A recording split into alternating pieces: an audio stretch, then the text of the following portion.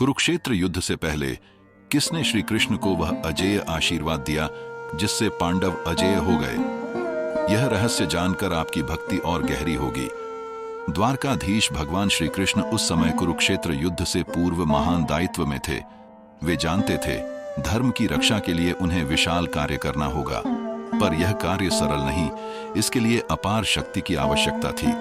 उस शक्ति को प्राप्त करने के लिए श्री कृष्ण ने निश्चय किया वे महादेव शंकर की उपासना करेंगे। परंतु देवता की उपासना कभी सीधे आरंभ नहीं होती, पहले गुरु से मंत्र दीक्षा लेनी पड़ती है। तब श्री कृष्ण उपमन्यु आर्षि के पास गए। उपमन्यु महादेव के परम प्रिय भक्त और मुनि थे। उन्होंने कैलाश पर कठोर तपस्या कर शिव कृपा प्राप्त की थी। श्री कृष्ण उपमन्यु के चरणों में विनम्रता पूर्वक प्रणाम कर बोले, गुरुवर, मैं महादेव की अनंत शक्ति और करुणा पाना चाहता हूं, मुझे शिव मंत्र में दीक्षा दीजिए। ऋषि उपमन्यु ने पहले परीक्षा लेनी चाहिए। उन्होंने कृष्ण से कई प्रश्न किए। भक्ति का उद्देश्य शिव के प्रति श्रद्धा, मंत्र जप की शुचिता, ब्रह्मचर्य की प्रतिज्ञा इत्यादि। सबसे पहले भक्ति का उद्देश्य परीक्षित किया गया। आर्षि ने श्री कृष्ण से पूछा, हे कृष्ण, भक्ति क्यों करते हो? भक्ति केवल आशीर्वाद और शक्ति पाने के लिए है या आत्मा को शुद्ध करने के लिए? सच्ची भक्ति किसी प्राप्ति के लिए नहीं होती, बल्कि भक्त की आत्मा को शुद्ध कर भगवान के साथ एकात्म करने के लिए होती है। आर्षि ने फिर कहा, जिसे तुम पूजोगे, क्या उसे अलग समझोगे या सर्वत्र एक ईश्वर को देखोगे? शिव और विष्णु अलग हैं या यही सत्य के दो रूप हैं? ईश्वर को विभाजित समझने पर भक्ति अधूरी रहती है। शिव हरि ही हरिशंकर हैं। भक्ति तब सफल होती है जब सभी रूपों में ईश्वर को एक मन से देखा जाए।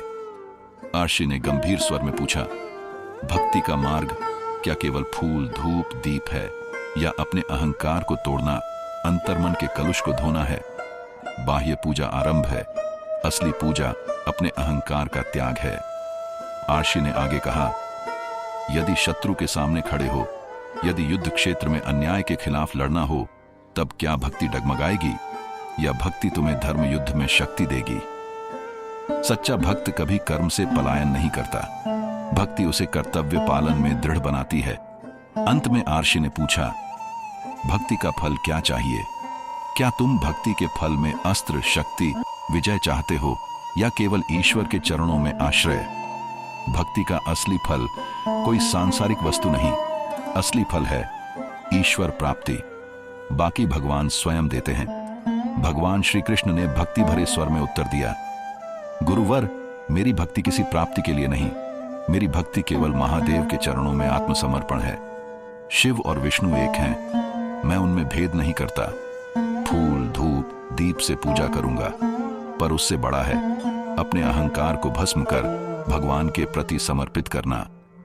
कर्म क्षेत्र में भक्ति मुझे धर्म युद्ध में दृढ़ करेगी और परिणाम स्वरूप मैं केवल शिव चरण में शांति चाहता हूं। इसके बाद शिव के प्रति श्रद्धा की परीक्षा ली गई। कृष्ण, तुम कहते हो कि तुम शिव की उपासना करना चाहते हो, बताओ महादेव को तुम कैसे जानते हो? क्या शिव तुम्हारे लिए केवल शक्ति का स्रोत है या वे तुम्हारे हृदय के ईश्वर हैं? यहां राशि वास्तव में जानना चाहते थे, कृष्ण क्या शिव को केवल उपासना का माध्यम मानते हैं या वास्तव में उनके प्रति श्रद्धा और भक्ति रखते हैं? क्योंकि भक्ति के बिना मंत्र केवल शब्द मात्र है और श्रद्धा के बिना भक्ति कभी पूर्ण नहीं होती। श्री कृष्ण ने सिर झुकाकर भक्ति भरे स्वर में कहा, गुरुवर, मैं शिव को केवल शक्ति के अधिष्ठाता देवता नहीं, भक्तवत्सल, सरल और करुणामय हैं। वे गरीबों के भुलक्कड़ और आश्रयहीनों के आश्रय हैं। मैं उन्हें अपने हृदय के ईश्वर मानता हूं। शिव और विष्णु में मैं भेद नहीं देखता। जो सभी रूपों में एक हैं, उन्हें मैं शिव कहकर प्रणाम करता हूं और उन्हें नारायण कहकर प्रेम करता हूं। मेरी श्रद्धा उनके चरणों में असीमित है। उपमन्यु आर्षि के मुख पर आनंद की मुस्कान खिल उठी। उन्होंने कहा, वत्स, तुम परीक्षा में उत्तीर्ण हो, क्योंकि श्रद्धा के बिना भक्ति निरर्थक है। शिव के प्रति तुम्हारी यह अंतरंग श्रद्धा ही तुम्हें उनकी कृपा दिलाएगी। शिव और विष्णु में कोई भेद नहीं, वे परम सत्य का एक रूप हैं। तब आर्षि उपमन्यु ने पूछा, कृष्ण, मंत्र जप की शुद्धता क्या है? मंत्र तो स्वयं भगवान का रूप है। यदि तुम मंत्र जप करो पर शुद्धता का पालन न करो तो मंत्र केवल शब्द मात्र बन जाएगा। बताओ तुम शुद्धता कैसे बनाए रखोगे?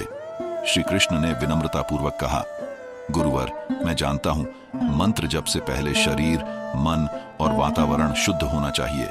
मैं प्रातः स्नान करूंगा, शुद्ध वस्त्र धारण करूंगा, मन को शांत करूंगा, असत्य विचार, क्रोध, लोभ, हिंसा सब त्याग दूंगा, क्योंकि मंत्र केवल शब्द नहीं, यह हृदय की ध्वनि है। शुद्धता न होने पर मंत्र में भगवान प्रकट नहीं होते। शरीर, मन और वातावरण, ये तीनों मंत्र जप की प्रमुख शर्त हैं। शरीर शुद्ध हो तो भक्ति दृढ़ होती है, मन शुद्ध हो तो मंत्र जीवंत होता है, वातावरण शुद्ध हो तो वहां ईश्वर प्रकट होते हैं। इसके बाद आर्षि उपमन्यु ने कठोर दृष्टि से ब्रह्मचर्य के विषय में कहा, हे कृष्ण, भक्ति की शक्ति बनाए रखने के लिए ब्रह्मचर्य अनिवार्य है। बताओ ब्रह्मचर्य क्या है?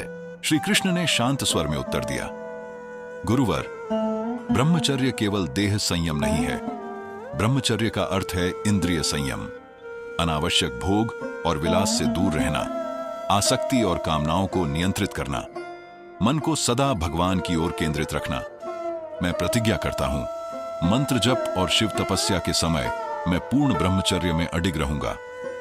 आर्षि उपमन्यु प्रसन्न होकर बोले, अच्छा कहा वत्स, ब्रह्मचर्य वह पात्र है जिसमें भक्ति का अमृत संचित होता है। यदि तुम इस प्रतिज्ञा में अटल रहोगे तो शिव तत्व तुम्हारे हृदय में प्रकट होगा। अंत में उपमन्यु आराषि ने श्री कृष्ण को शिव मंत्र में दीक्षा दी।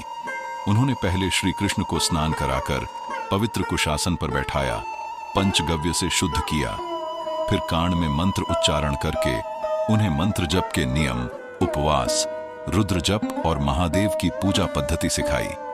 श्री कृष्ण की शिव तपस्या के दौरान महादेव ने उन्हें परीक्षा में डाला। श्री कृष्ण उस समय कैलाश के समीप गुफा में बैठ उपमन्यु ऊर्षि द्वारा प्रदत्त शिव मंत्र का जप कर रहे थे।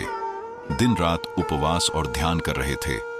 गुफा में रुद्राष्टक का उच्चारण गूंज रहा था। चारों ओर केवल हिम, शीतल वायु और भक्ति की ज्योति थी। महादेव ने भोल भक्ति की परीक्षा लेने के लिए पहले भयंकर रूप धारण किया। अचानक रौद्र रूप में प्रकट हुए। जटाओं से अग्नि फूटी, तृतीय नेत्र से ज्वाला प्रकट हुई। चारों ओर भस्म, प्रलय की गर्जना और भयंकर प्रेत सेनाएं उपस्थित हुईं। भक्त क्या भय से भगवान का ध्यान भंग करेगा? कृष्ण बिल्कुल विचलित नहीं हुए। आंखें बंद कर शिवार नाम जपते रहे। फिर शिव ने दूसरा रूप धारण किया। एक अद्भुत सुंदरी देवी पार्वती स्वरूप में प्रकट हुए। भक्ति क्या कामना में भ्रमित होगी? इसीलिए परीक्षा ली गई। चारों ओर पुष्पों की महक, मधुर संगीत और मोहक हास्य, लेकिन कृष्ण शांत स्वर में केवल जप करते रहे। एयूएम नमः शिवाय। मन की एकाग्रता बिल्कुल नहीं टूटी। अंत में महादेव एक भूखे भिक्षुक रूप में प्रकट हुए, फटे वस्त्र, हाथ फैलाए, भूख से व्याकुल। कृष्ण उस समय उपवास में थे, उनके पास कुछ भी नहीं था। भक्त क्या अपनी कमी के बावजूद दान करेगा? कृष्ण ने अपने उच्चारित मंत्र जप को भिक्षुक को अर्पित किया और कहा, प्रभु, मेरे पास भोजन नहीं, पर मेरी भक्ति आपके लिए है। इन तीन परीक्षाओं, रौद्र, मोहिनी और भिक्षुक के बाद महादेव ने दिव्य रूप धारण किया। गले में सर्प, मस्तक पर चंद्र, हाथ में त्रिशूल। उन्होंने कहा, वत्स कृष्ण, तुम मेरी परीक्षा में उत्तीर्ण हुए। तुमने भय से न डरे, कामना में भ्रमित नहीं हुए, दुर्बलता में भी दान वृत्ति नहीं छोड़ी। मैं तुम्हें अपना नित्य सहचर अस्त्र सुदर्शन चक्र प्रदान करता हूं। यह तुम्हें युद्ध में अजेय बनाएगा। भक्तगण, महादेव का स्मरण करो, समस्त हिंसा दूर हो जाएगी। यदि दूर न हो तो मन ही मन बाबा से कहो, बाबा, अपना जीवन आपके चरणों में समर्पित करता हूं। बस इतना आशीर्वाद दीजिए कि आपके नाम का जाप करने का अधिकार बना रहे। देखना, प्रारंभ में जीवन में कुछ बाधाएं आएंगी। यदि उन बाधाओं को पार कर सको तो जीवन से सारी रुकावटें अपने आप दूर होती जाएंगी। एक बार हृदय से पुकारो, हर हर महादेव। यह वीडियो आपके सामने आया है, इसका अर्थ है कि आप महादेव की कृपा पाने वाले हैं। आप महादेव की 111 दिव्य कथाएं श्रवण करें। उन्हीं के माध्यम से आपके जीवन की बाधाएं, विपत्तियां और समस्याएं दूर होना प्रारंभ हो जाएंगी। और भी अनेक दिव्य उपाय जानने के लिए सब्सक्राइब करें, ताकि महादेव की महिमा सभी सनातन हिंदू भक्तों के बीच फैल सके। एक बार हृदय से पुकारो, हर हर महादेव। यह वीडियो आपके सामने आया है, इसका अर्थ है कि आप महादेव की कृपा पाने वाले हैं। आप महादेव की 111 दिव्य कथाएं श्रवण करें। उन्हीं के माध्यम से आपके जीवन की बाधाएं, विपत्तियां और समस्याएं दूर होना प्रारंभ हो जाएंगी।